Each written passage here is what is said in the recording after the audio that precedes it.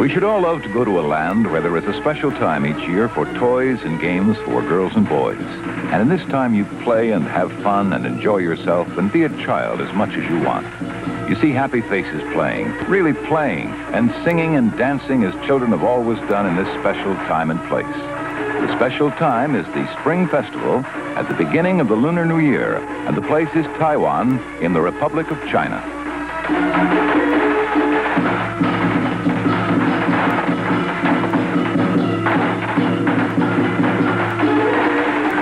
The Chinese New Year is celebrated throughout the world. The great and colorful lions and the long and twisting dragon figures are familiar sights in the great cities of Europe and North and South America, as the Chinese throughout the world unite in the festivities and good wishes for the new year. The Chinese families celebrate together this time of happiness and hope.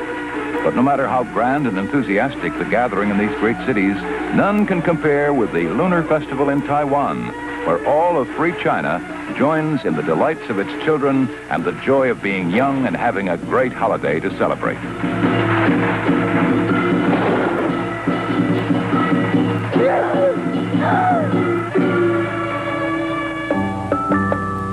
You can't have a real New Year's festival without the great lions and dragons and good food and firecrackers. Lots and lots of firecrackers. New Year was never supposed to be a quiet party. Half the fun is the noise, the great gongs and whistles around the ferocious animals, the cries of the food vendors, the singing and yelling, and above all, the flashing and crashing of fireworks. The children save their allowances to add more and more firecrackers to the occasion. We all know that the Chinese invented fireworks. They were using them over 1,500 years ago to scare away a legendary monster called Nine, or Year. One imagines that those Chinese of centuries ago would have little trouble recognizing today's version of the observance.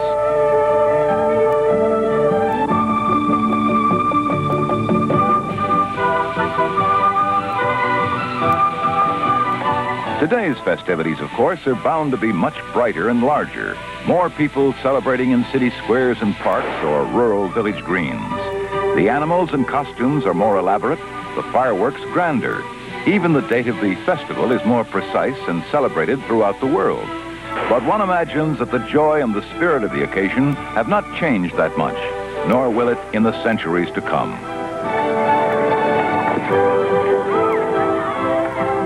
The wooden swords and masks used by these children, most of them handmade, transform them in their imagination to the time of ancient knights and warriors who ruled the countryside and traveled from land to land in a time when most people never left their home villages and did battle with the fierce monsters to win honor and glory.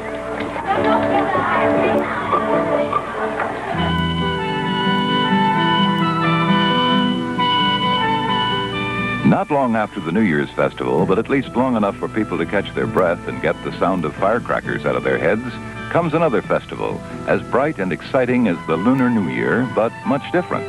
A quiet celebration, no dragons or knights in armor. It's the one show, or lantern holiday. People compete to produce the most exquisite, delicate lanterns for the annual contest.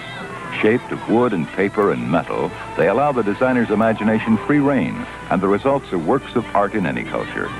The celebration of light and fire is probably older than recorded time, and the Chinese have evolved this ancient festival into an occasion of great beauty and grace, a civilized taming of nature, a salute to the wonder of having and using light and holding back the darkness.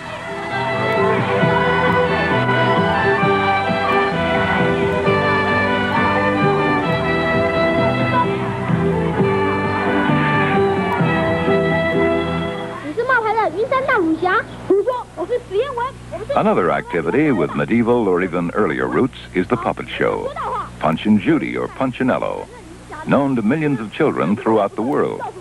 They can be as elaborate as the court puppets of Versailles or as simple and more fun to play with as a stage set between two chairs in a backyard where you can play out traditional stories or make up your own.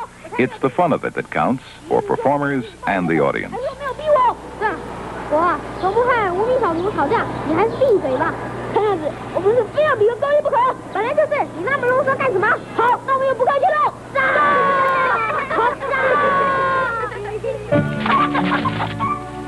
Children and adults with imagination are always inventive. They can make a game of anything to be anything. How about chicken feathers? Take the necessary number of feathers, tie and weigh them just right, and you have a shuttlecock. Children grow up and make shuttlecocks all of their lives, refining the youthful process into an art, making the graceful flying objects beautifully light and stable and flexible. The game of kicking the shuttlecock is at least as old as the Han Dynasty, which ruled China for about 400 years, from 200 BC to 220 AD. This was also the time when the civil service examination to choose officers of the state by merit was introduced. By the time of the Sung Dynasty, 960 to 1279 AD, it had become practically the national sport. It is many hundreds of years older than tennis or soccer or football in their most primitive forms. It became a game of grace and skill played by all ages and classes.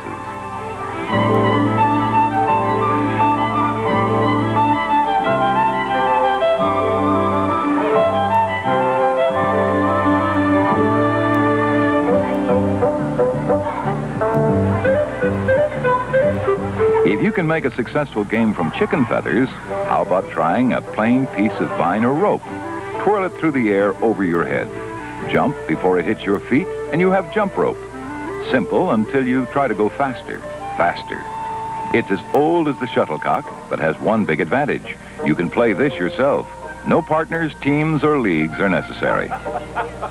Though the Chinese often combine shuttlecock and jump rope, the latter has achieved global acceptance and popularity, while shuttlecock remains essentially a Chinese game, little known in the rest of the world. Yet it's a marvelous sport for teaching body coordination and balance. Its intricate form and style, modernized somewhat over the past 2 centuries, are lovingly passed from generation to generation.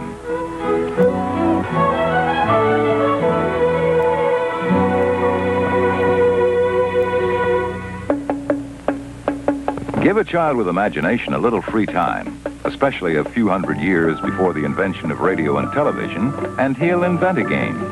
We've seen him use feathers and rope. How about a rounded piece of wood pointed at one end and some string? You wind the string around the wood, and you have another universal game, tops. Play it alone or in competition with your friends. The rules and the techniques can change and become more difficult as you develop your proficiency, and the level of competition becomes very much more sophisticated.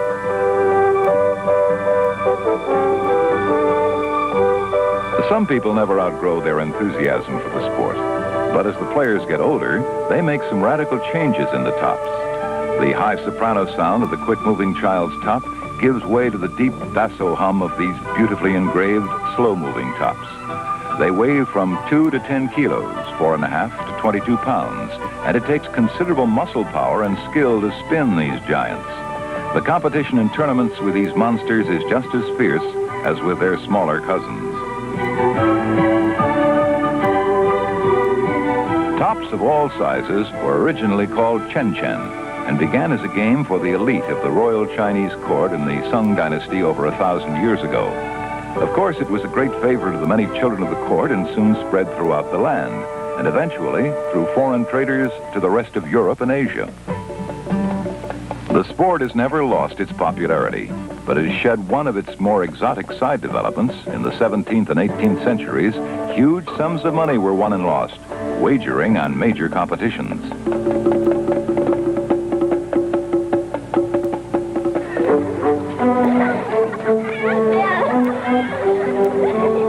The spring is a glorious time of year in Taiwan. Nature turns the land into more colors than one person could imagine. The freshness and the beauty of the countryside is mirrored in the faces of the children. The school year is almost over. There is more time to be out in the fields, enjoying the new flowers and the sweet smell of the grass. There is an old Chinese proverb that says, spring is sooner recognized by plants than by man, and the flowers await the little children who make wreaths of them for their hair and play their own made-up games across the land. Spring is the poet's time, the lover's time, nature's time to be her most beautiful. to give the plants their prettiest blossoms, the fields the greenest grass, the rivers sparkling clear after the winter frost. And it's the children's time to enjoy these wonders, and by being part of them, make spring even more wonderful. The earth itself is a plaything, an instrument of creation. Mix the rich earth with water and you have a soft clay ready to be molded into any number of beautiful designs and wonderful little pots and plates and things that can be used in the house or playroom after they dry in the warm sun.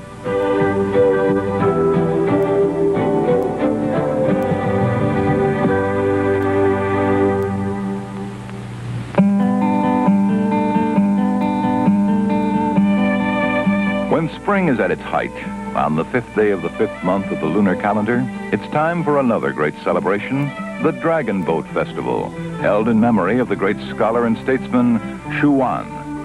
As with most festivals, it's a family occasion, with special emphasis on the children's participation.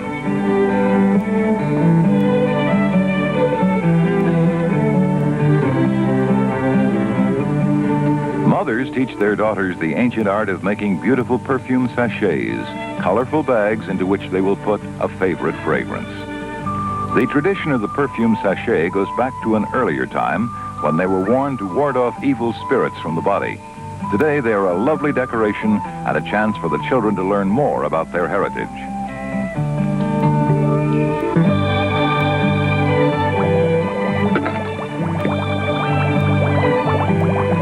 Traditional delicacies are prepared for the feast, special foods for the spring season, and special games and visuals.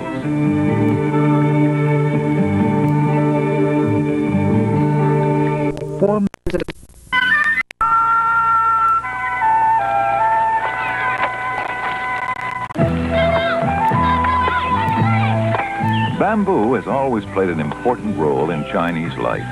The sturdy shoots are used in the construction of rural homes, bridges, and boats. Bamboo and its leaves are used for shelter and to wrap food. It is one of the oldest and most useful plants on earth. As would be expected, bamboo is a major source of children's toys.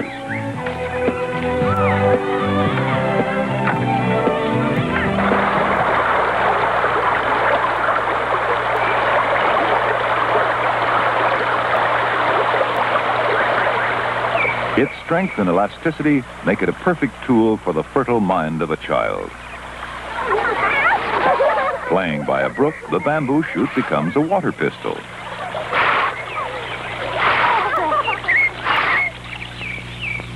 A fishing rod.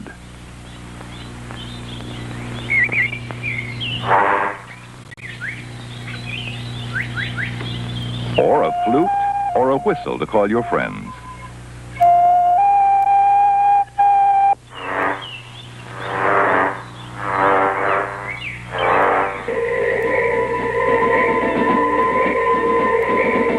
The bamboo shoot is the essential ingredient of that ancient and traditional Chinese toy, the empty bamboo. To play empty bamboo, one hollows a section of bamboo shoot, passes a piece of thread through it, and ties each end of the thread to a thin rod.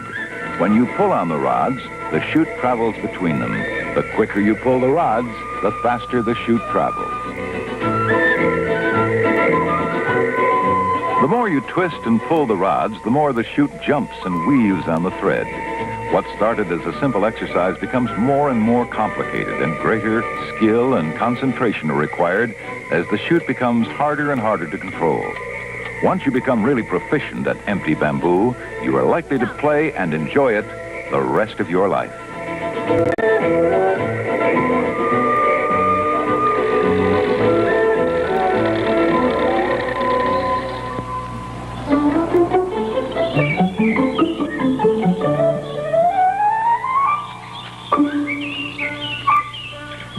The summertime is the children's magic season. Free of schools and studying, the fertile imagination turns to play.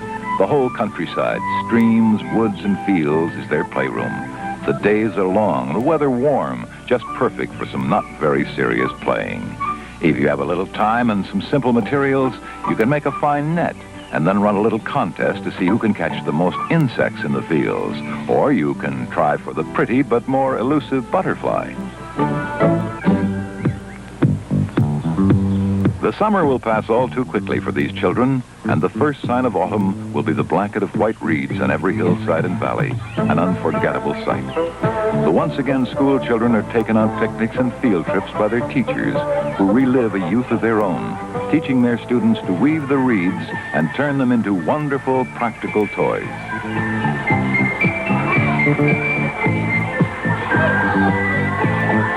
A simple reed becomes an umbrella,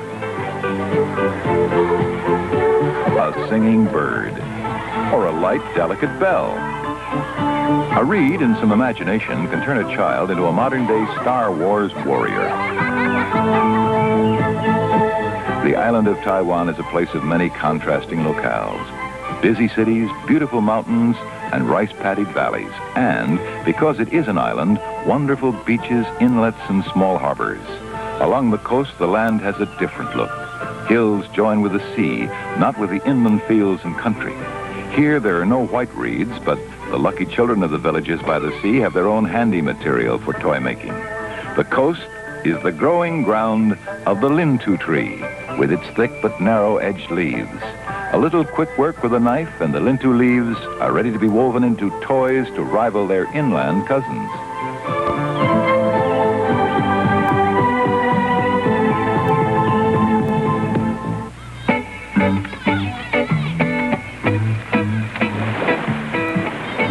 A Chinese proverb says, on September 9th, kites fly in the breezy sky.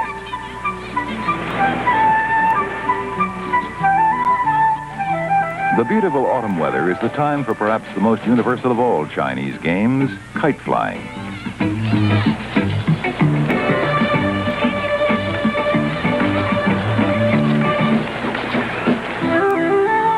The sport is unique in Taiwan. It takes a good deal more than just getting the kite airborne and keeping it there. The kite itself must be a thing of beauty and imagination. These flying, handmade works of art are the showcase of the child's creativity, put up into the sky for all to see and judge.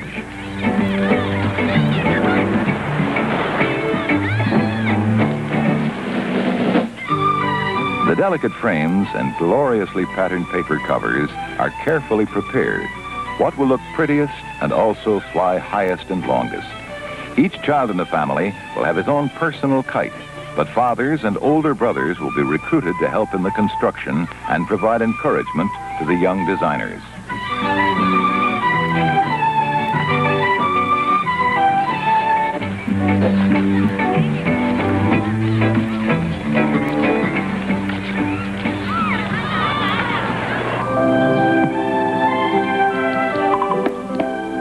All this kite flying is pretty much a boy's occupation. There is no particular reason for this. The young boys fly their kites and the girls take to an equally ancient game popular the world over, swinging. The firmest branches of tall trees are chosen and hung with long loops of rope. Handcrafted swing boards are added, and a fun-filled afternoon is ahead for the young girls.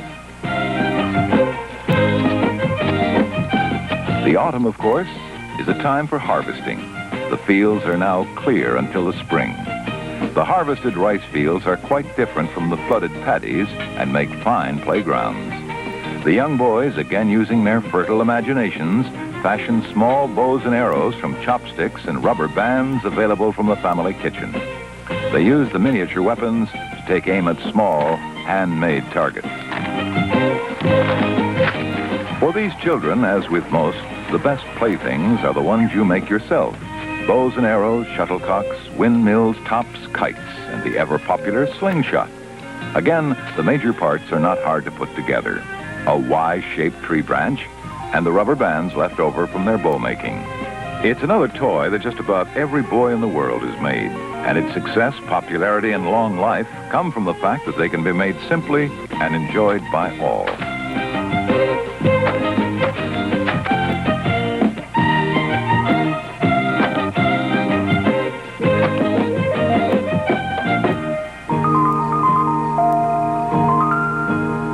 Autumn is also the time of the Family Reunion Festival. The family is today, as always, the strongest unit of Chinese life, and most of the celebrations throughout the year are based on the participation of the entire family. It was originally a harvest festival, close in time and spirit to the American Thanksgiving, and is a time of feasting with many varieties of food, each prepared in a traditional manner. At this time, the children use the fruits of the produce to make their toys. The skins of the beautiful honeydew melon are turned into little lanterns or carved into elaborate designs.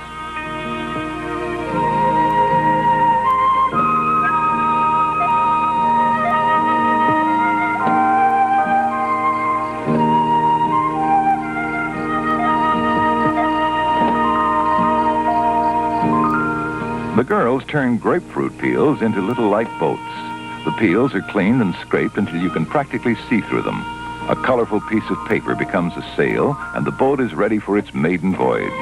This is not a competitive game, just good fun to launch the vessels in a small stream, running through the fields to see how far the wind will take them.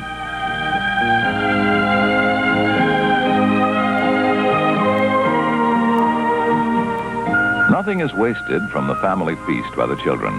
Peels become lanterns and boats. Rice will be used for a catching game. Shells and stones will be laid out in patterns. Leaves from the fruit will be woven into baskets or hats.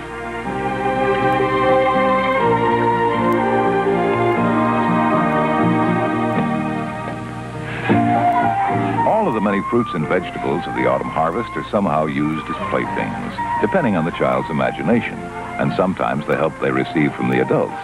As much fun as this is for the children, the joy and good humor are equally enjoyed by the adults, for whom the laughter and cries of the young family members are as important to the festival as preparing the food for the feast.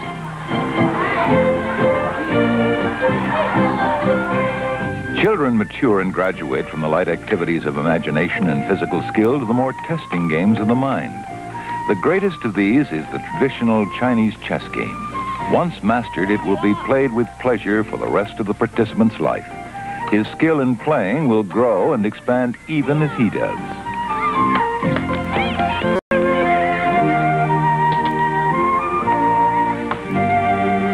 The popular girls' game, Skipping Houses, is a test of both the mind and body, teaching decision-making and rhythm and coordination like hopscotch.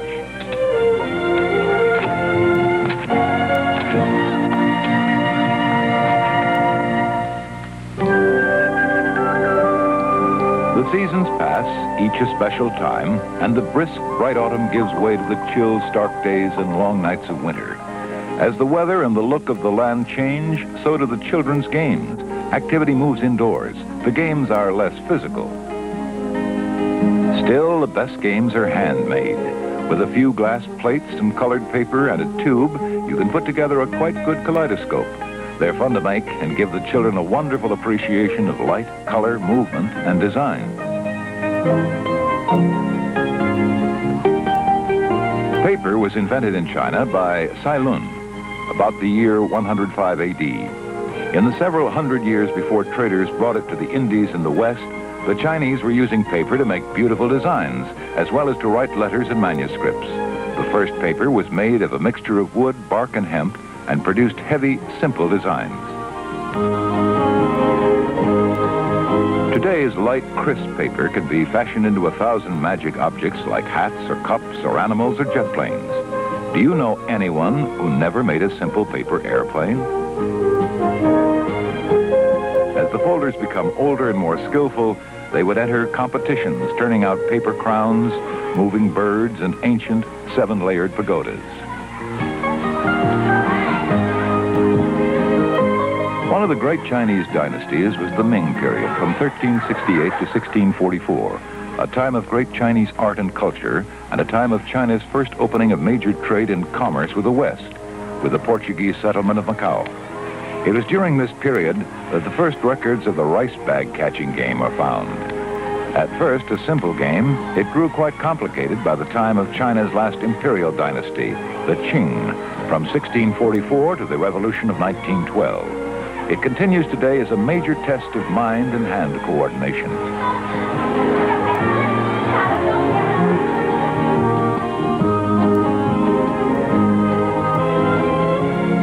Again, the materials are handmade. The changes in the rules of the game over the past 500 years or so, from feudal China to today, have not made it any less popular, and like many other games, is a living link with China's past.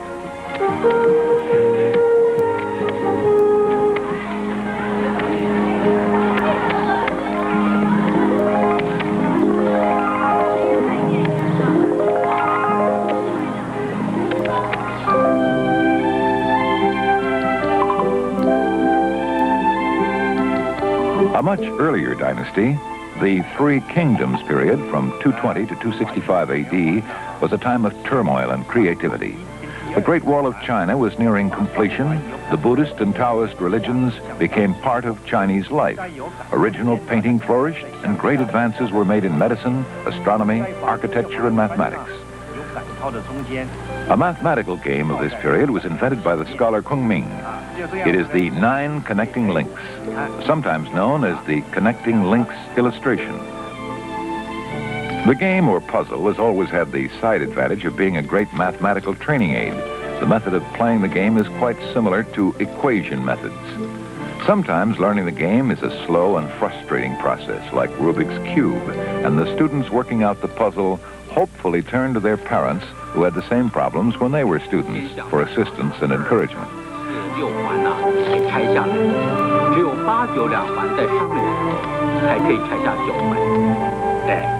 Nothing can seem as endless as working on a mechanical problem that has a solution, and you can't find it. And nothing is as satisfying as when you do finally find the solution.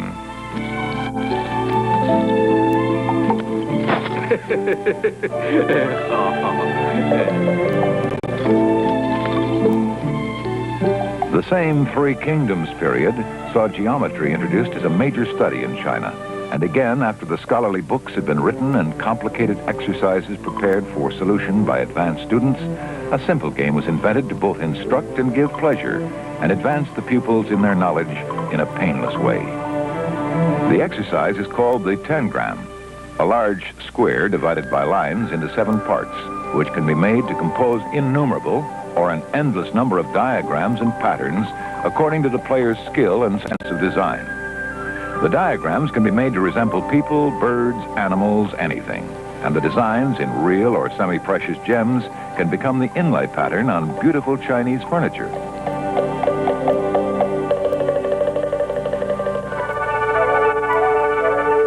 The winter solstice is the last festival of the year. The winter is crested. After this, the land will begin to turn back to spring. The festival is another great family celebration. The scheduled event is a feast of meats and winter vegetables and delicious rice dumplings. What is a loving chore for the grown-ups is, as usual, a time of play for the youngsters. Dumplings don't have to look like dumplings. They can be animals or birds or whatever seem to taste better.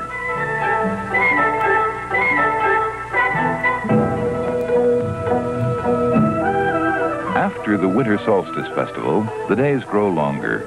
Time seems to pass more quickly between schoolwork and the first preparations for celebrating the Lunar New Year. Paper cutting and the making of red scrolls are the first steps as the pace accelerates toward the holiday. Teachers instruct in the fine art of paper cutting that goes back nearly 2,000 years.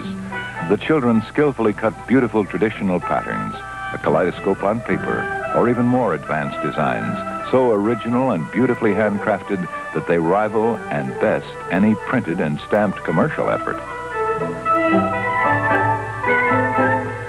As the time for the holiday grows nearer, people write parallel sentences on the lucky red scrolls to show their appreciation for their success and happiness in the last year and their hope for continued blessings and good fortune in the year to come. It is an honor for these children to demonstrate their skill in Chinese calligraphy by writing on twin pairs of red scrolls the traditional poems of best wishes for the new year and their personal message of joy and welcome for the lunar holiday. Days before the Lunar New Year, people put the twin red scrolls on their doors and gates, and the streets fill with crowds shopping for groceries and toys. Meanwhile, the children put on their new clothes and check their savings to be sure they have enough money for extra fireworks to make this the most joyous, brightest, loudest, noisiest New Year's celebration ever.